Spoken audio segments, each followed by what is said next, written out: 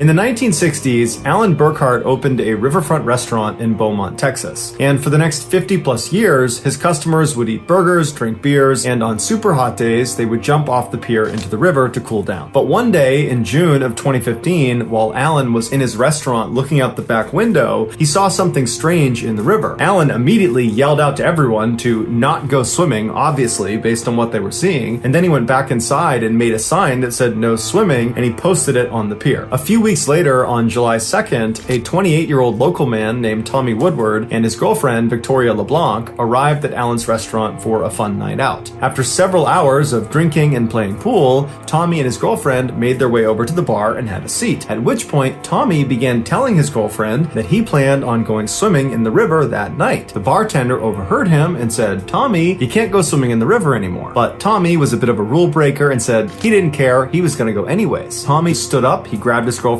hand, left the restaurant, and began walking down towards the pier. When Tommy and Victoria got down to the pier, the black water was quiet and calm as Tommy took off his shirt and removed his valuables from his pockets. Right before Tommy was about to jump into the water, Victoria stopped him and said she thought she saw something moving underneath the pier. But Tommy just laughed and said he didn't care and jumped into the water and disappeared below the surface. Immediately, the water around Tommy seemed to erupt like a bomb had gone off underneath him. When Tommy came back up to the surface, he was screaming and trying to swim back to the pier, but before he could get there, something pulled him under the water. And then a few seconds later, Tommy came back up again, and this time Victoria could see the left side of his torso was bleeding profusely. And so she instinctively leapt into the water to try to save him. And Tommy, even though he knew he needed help, he said to her, "Get back on land, save yourself." And so she obliged. She climbed back onto the pier, and when she turned around, she caught a final glimpse of Tommy as he was pulled back under the water, and this time he did not come back up again. The bartender had heard screaming and so ran down with a flashlight to the pier. She raises her flashlight and she began scanning the now totally calm black water. And as she's scanning, she finds him. He's floating face down way off in the middle of the river. And as soon as the flashlight hits him, something pulls his body under the water and he disappears from view.